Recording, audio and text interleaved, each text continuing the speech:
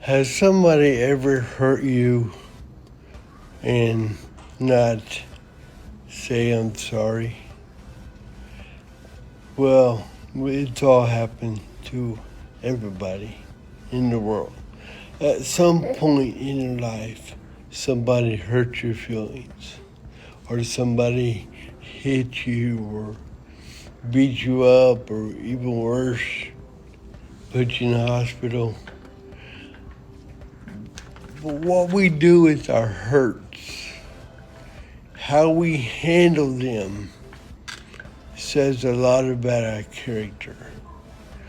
It's not easy to get over hurt or pain, but I'm here to tell you, the Lord Jesus Christ is here to help you through that pain. Today you can find help.